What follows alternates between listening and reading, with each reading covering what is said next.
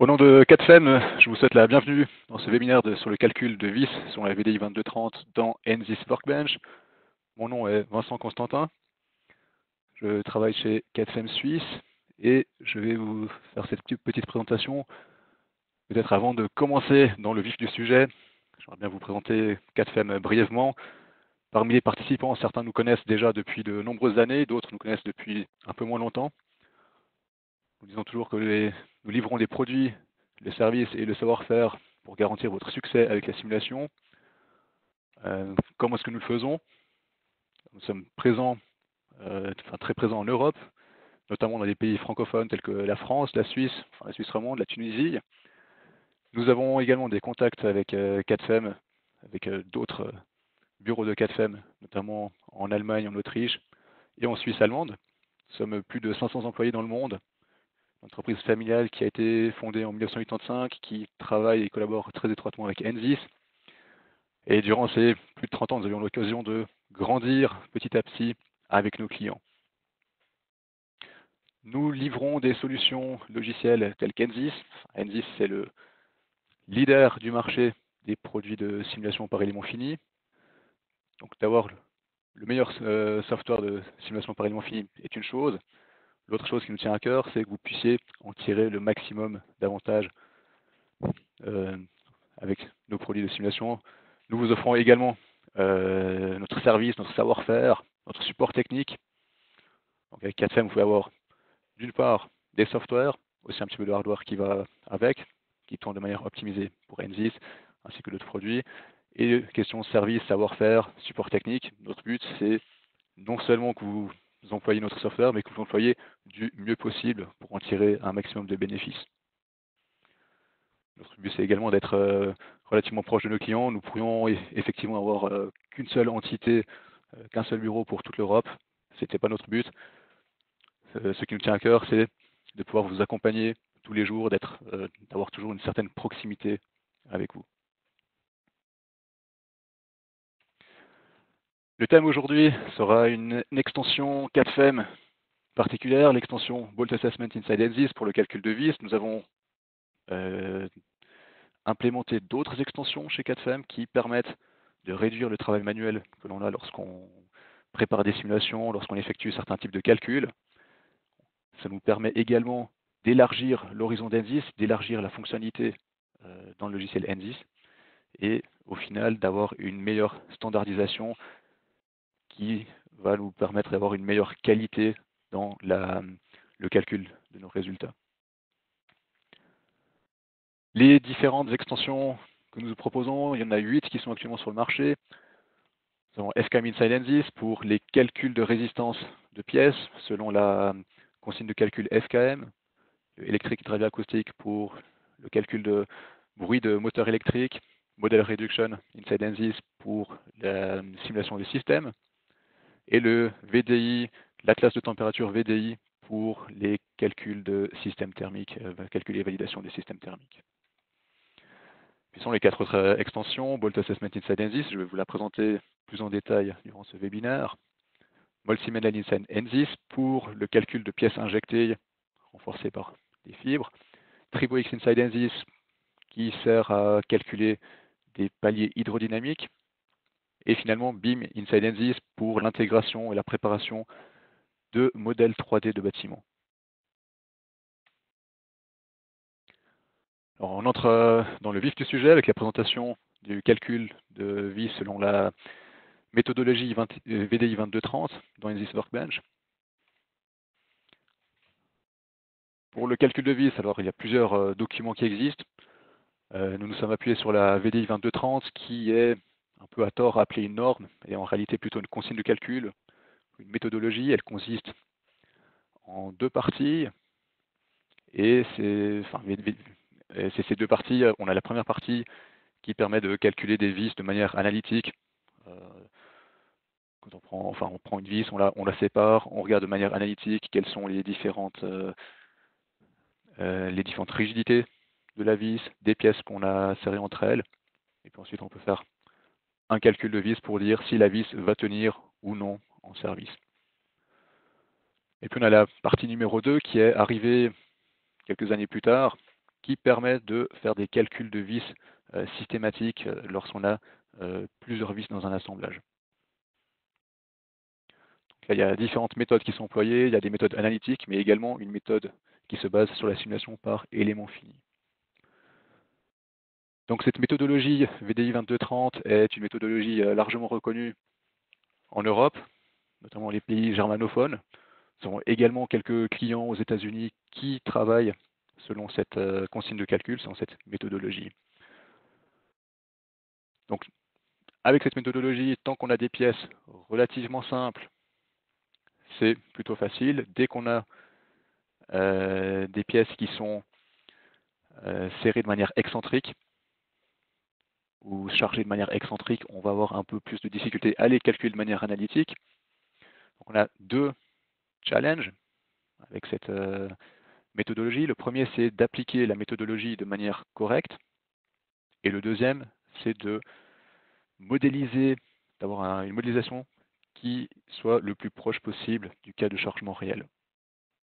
Et comme je l'ai dit tout à l'heure, dès qu'on a des excentricités, ça commence à devenir un peu plus difficile, un petit peu plus compliqué de tout calculer ça de manière analytique. Alors comment solutionner ça? L'application de la consigne de calcul VDI 2230 pour l'appliquer dans les règles de l'art, on ne va pas forcément l'appliquer manuellement, pas après pas, mais là on va s'appuyer sur un software externe livré par Keysoft. Keysoft est un software pour le calcul notamment d'éléments de machine, comme par exemple les pignons et les engrenages. Et il y a également un module pour le calcul de vis qu'on va employer pour faire pour réaliser cette démarche de calcul selon la VDI 2230. Donc, on peut dire que le premier challenge est ainsi déjà résolu. L'application de la norme, enfin l'application de la méthodologie manuelle, c'est résolu. La deuxième chose qu'on veut avoir, c'est des résultats, c'est des résultats précis, c'est-à-dire on aimerait avoir une excellente représentation des cas de charge réels, et ça on va le faire avec les résultats de la méthode des éléments finis, avec les résultats de la simulation numérique. Donc pourquoi est-ce qu'on emploie la simulation numérique? On a un petit exemple ici sur la droite, c'est une vis qui est serrée de manière centrée, le cas de chargement est axisymétrique, on tire simplement sur la tête de vis et on regarde ce qui se passe notamment à l'interface. Si je prends un pointeur ici, on voit dans cette zone que le contact commence à s'ouvrir. Et ça, c'est quelque chose qui est très difficile à appréhender d'une manière purement analytique. Et avec la méthode des éléments finis, avec la simulation, ce sont des choses qu'on voit directement sans avoir beaucoup d'efforts à le faire. Donc on arrive avec la méthode des éléments finis à représenter la réalité d'une manière très très bonne. Si on a des géométries qui sont complexes, il suffit d'avoir le fichier de géométrie, d'avoir les données matériaux, on peut précontraindre les vis dans la simulation, on peut voir directement tout ce qui se passe. Les différentes rigidités sont déjà contenues dans le modèle, plus besoin de les calculer de manière analytique. Ce qui se passe au niveau des contacts est appréhendé de manière très réaliste. On se rend compte si le contact reste fermé, si le contact commence à glisser ou éventuellement à s'ouvrir. Et puis on peut inclure encore d'autres non-linéarités, par exemple des non-linéarités au niveau du matériau, au niveau de la déformation, de la géométrie. Donc avec les FEM, on a une très bonne représentation des efforts, des forces qui parcourent le modèle. Donc, nous sommes contents. Ce qui reste, c'est d'intégrer tout ça joliment dans NZIS, chose que nous avons faite chez CADFEM avec l'extension Bolt Assessment Inside NZIS. Vous voyez ici la nouvelle toolbar qui apparaît dans NZIS avec la possibilité de définir des nouvelles charges de type précontrainte de vis. C'est un peu différent de la précontrainte standard d'NZIS. Nous allons le voir un peu plus tard. On peut donner nettement plus de paramètres pour faire le calcul selon la consigne de calcul VDI 2230. Ensuite, on peut ajouter des résultats. Ça peut être des coefficients de sécurité comme des forces de réaction à l'interface. Et puis ensuite, on a des boutons pour accéder aux rapports techniques, par exemple, ou pour trouver les vis les plus critiques de l'assemblage. Juste quelques informations, quelques exemples et le manuel de l'utilisateur. Voilà, avant que j'attaque plus dans le domaine technique, dans les détails de la présentation, je vais plutôt faire une brève démonstration, une brève démo en live. Donc là, normalement, vous devriez voir ma page de projet à Workbench. Sur la page de projet à Workbench, j'ai 4 blocs. J'ai fait diverses simulations. En principe, ce qu'on fait quand on a un calcul de vis à réaliser, on fait 2 simulations. Par exemple, ici, les simulations C et D. Par exemple, on peut travailler dans ces 2 blocs ici. Dans le premier bloc, on va précontraindre toutes les vis avec la force maximum, avec la force maximale de précontrainte. On va regarder si les vis tiennent. Et puis dans le bloc D, on va faire une deuxième analyse avec la force minimale de précontrainte. Comme ça, on pourra voir également si les vis tiennent par exemple à la fatigue, parce que l'amplitude des efforts est en général plus grande lorsque la précontrainte est plus faible. Et on pourra également voir si l'interface commence à glisser et calculer un coefficient de sécurité au glissement. Donc ici, dans les blocs C et D, on a les modèles déjà calculés. Je vais les montrer un peu plus tard. Avant d'ouvrir le modèle calculé, je vais ouvrir le bloc B que je n'ai pas encore calculé pour vous montrer comment on peut définir les vis dans le pré-processing d'Ensys. Donc nous avons défini ici une nouvelle toolbar avec ces nouveaux boutons. Si on clique sur ce bouton-là, on peut précontraindre des vis qui sont modélisées sous forme linéique, sous forme de poutre. Avec l'autre bouton ici, on peut précontraindre des vis modélisées avec des éléments solides. Avant de précontraindre les vis, j'aimerais juste vous présenter le modèle. On a ici 3 pièces qui sont fixées. Ici, on a une série de vis sur ce côté-là. Les vis sont modélisées en 3D de manière volumique, avec différents diamètres. Le but de cette modélisation, c'est d'avoir une meilleure approche de la rigidité de chacune des vis, pour que la rigidité considérée dans le modèle soit le plus proche possible de la rigidité réelle. Donc la tête de vis est remplacée par un cylindre. Ensuite, nous avons, si je masque les autres corps, nous avons aussi le diamètre. Nous avons le diamètre nominal. Et puis ici, c'est la partie où il y a le filetage de la vis. Nous avons modélisé ça avec le diamètre, avec le plus petit diamètre de la vis, qui est le diamètre D3, afin d'avoir les rigidités qui soient évaluées le mieux possible. Et puis sinon, de l'autre côté ici, nous avons également des vis. Elles sont un peu moins visibles. Peut-être que je vais désactiver les autres corps. Donc on voit ici des vis qui sont modélisées sous forme de poutre. Donc là, on peut aussi les modéliser avec différentes sections si on le désire, afin d'avoir une bonne évaluation de une bonne estimation de la rigidité de ces vis. Une fois que les vis sont là, on peut cliquer sur ce bouton ici pour, par exemple, précontraindre une vis. Je dois sélectionner une géométrie, ensuite une force de précontrainte. Je peux définir l'historique de prétention de la vis, je peux définir le type de vis, la classe de qualité, le diamètre nominal, la longueur, et ainsi de suite. Enfin, il y a beaucoup plus de paramètres, beaucoup plus d'éléments qu'on peut définir par rapport aux précontraintes de vis standard d'Ensys. Ça va nous permettre ensuite de faire le calcul selon la méthodologie VDI 2230. Donc là, je vais effacer cette charge et puis je vais me concentrer dans un premier temps sur les vis qui sont modélisées de manière volumique. Donc là, je peux, par exemple, toutes les sélectionner comme ceci, cliquer sur le bouton ici pour créer des nouvelles charges de type précontrainte. Donc là, chacune des vis est en train d'être mesurée. Certains champs sont retrouvés automatiquement. Voyons ici, par exemple, le diamètre nominal ou la longueur de la vis a été retrouvée automatiquement par le logiciel. Et puis nous voyons également graphiquement une certaine représentation des couleurs pour définir quelle est la position de la tête de la vis, quelle est la position de la base de la vis, et également un petit disque transparent qui permet de voir, de visualiser où les éléments de précontrainte seront générés. Il faut éviter en général de précontraindre la vis dans la partie du filetage qui est fixée dans la contre-pièce, ainsi que dans la tête de vis.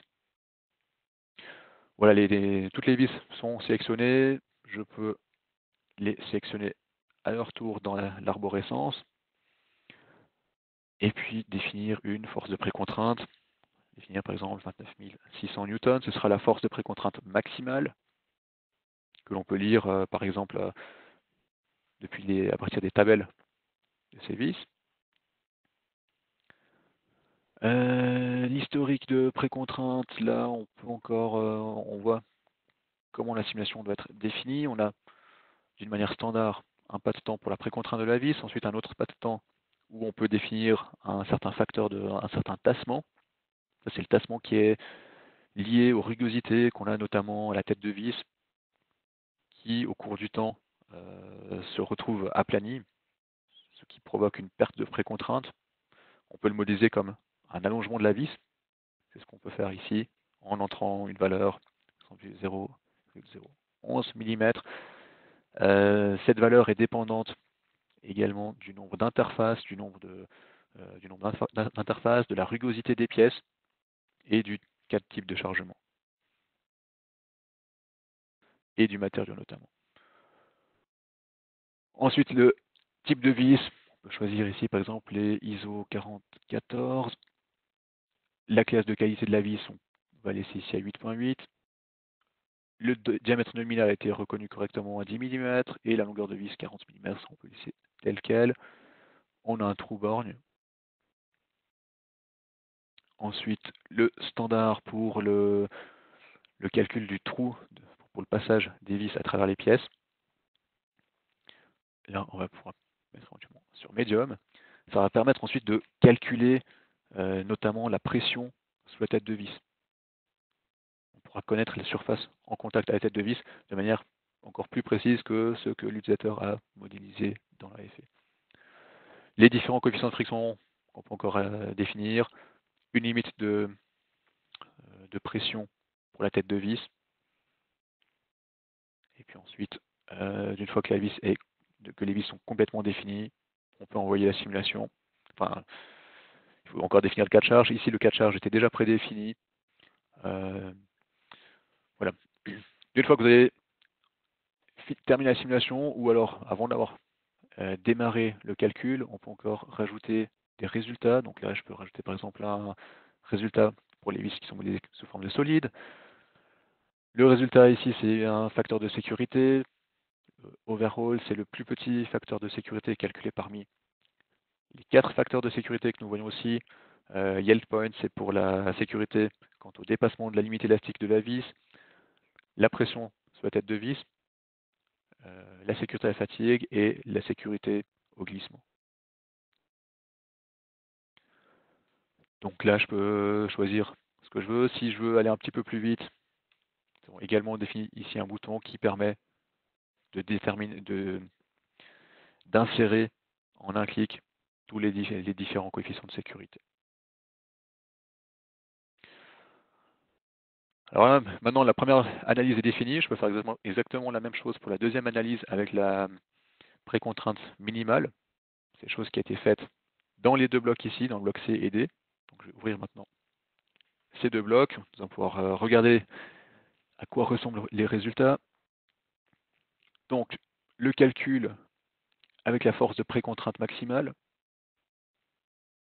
Ici, on voit le résultat pour le coefficient de sécurité contre le dépassement de la limite élastique des vis. Donc là, on a du 1,15 à 1,18, 1,19, ce qui est relativement bien. Pour la pression sur la tête de vis, entre 1,43 et 1,48, c'est aussi tout à fait acceptable.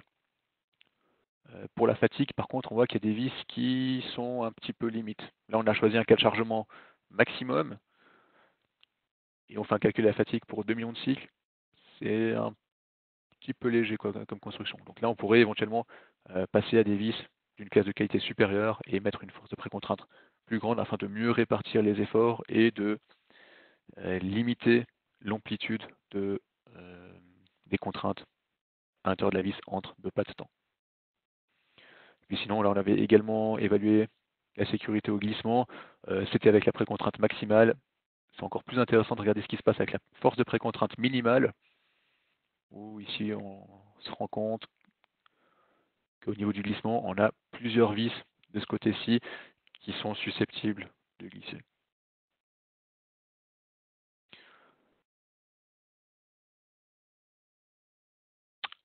Alors voilà pour la petite présentation en live. Je vais revenir sur la présentation PowerPoint.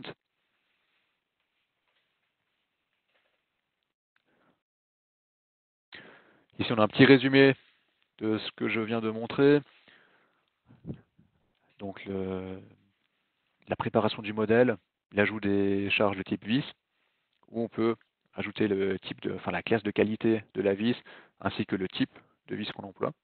On peut définir la prétention, on peut définir le tassement. Évidemment, là j'ai montré un cas relativement simple où on a la précontrainte de la vis, ensuite on a le tassement, et dans un troisième pas de temps, on a les charges extérieures qui sont appliquées. On peut également envisager d'avoir un chargement plus complexe, avec plusieurs pas de temps.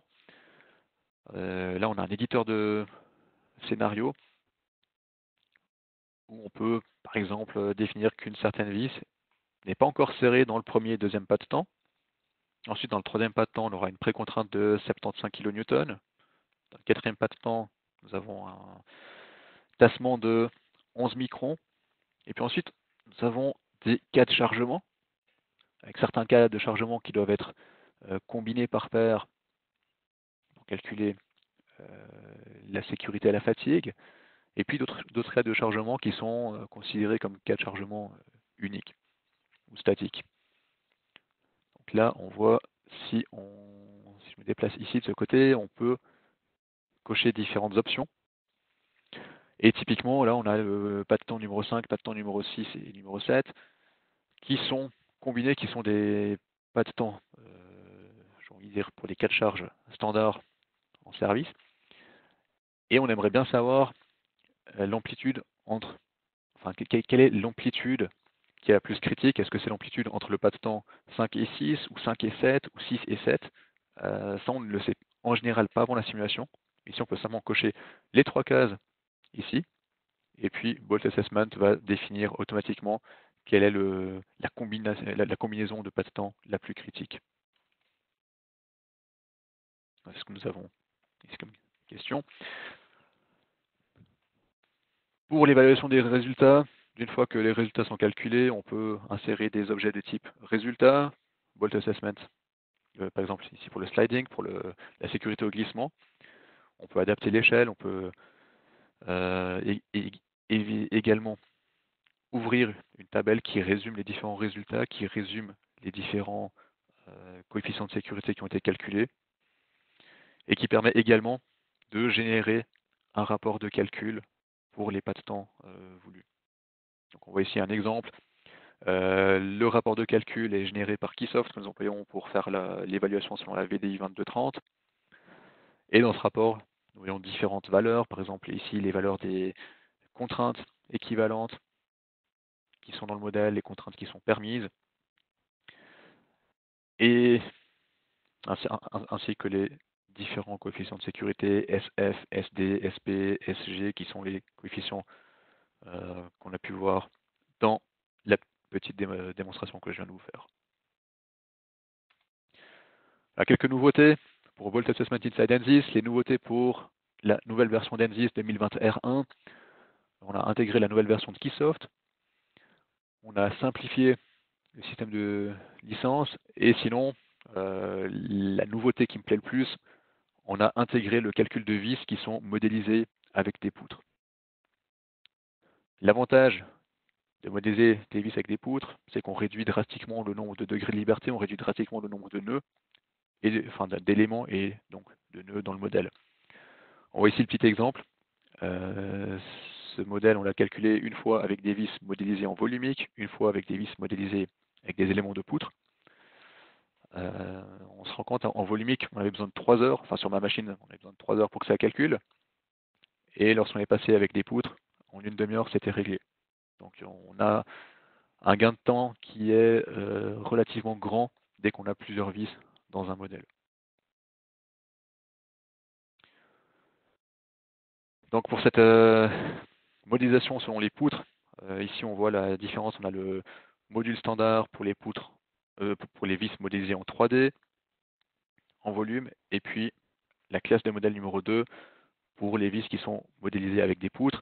La classe de modèle 2, classe de modèle 3, là on se base sur la partie 2 de la VDI 2230 qui spécifie 4 classes de modèles différentes selon le degré de détail de la modélisation. Donc jusqu'à présent, nous n'avions que la classe de modèle 3.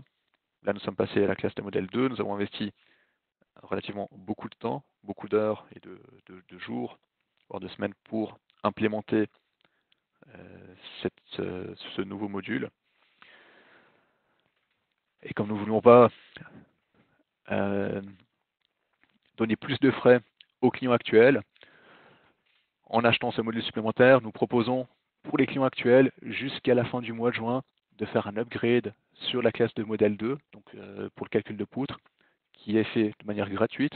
La seule chose qui sera éventuellement envisagée, c'est une adaptation de la maintenance.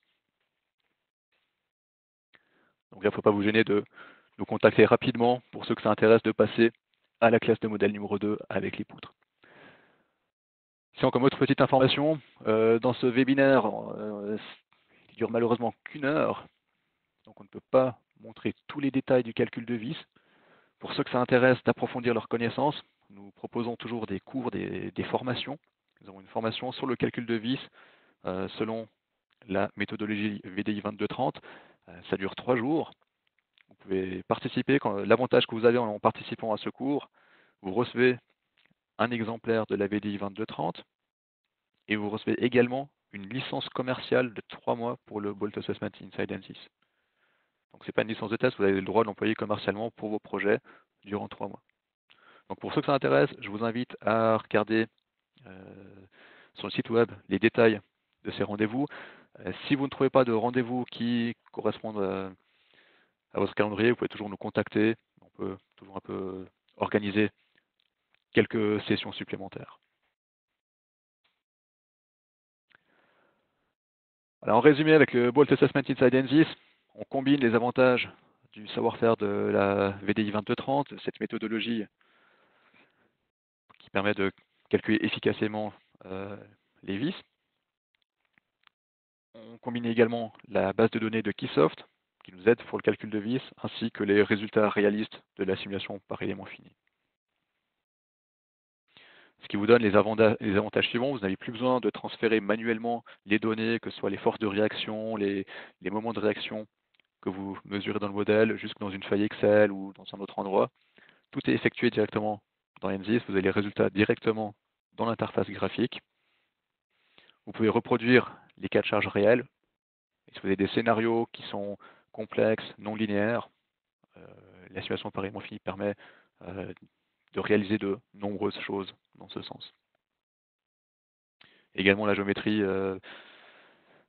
on n'est pas limité à des géométries très simples, on peut avoir des géométries aussi complexes qu'elles soient, tout se calcule.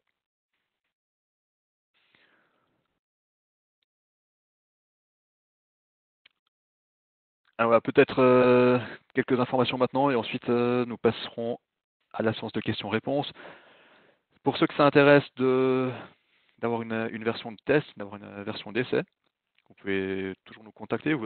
Soit vous contactez votre partenaire 4FEM particulier, soit vous pouvez directement m'envoyer un email ou alors cliquer sur le lien Request Trial Version quand vous recevrez la présentation en PDF.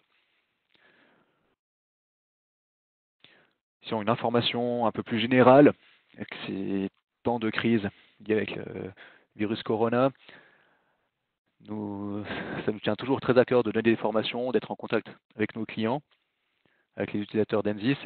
Et actuellement, la plupart des séminaires ne peuvent plus avoir lieu physiquement. mais c'est pas un problème. Il ne faut pas tellement s'inquiéter. Nous avons passé au digital. La plupart de nos séminaires sont maintenant offerts en ligne.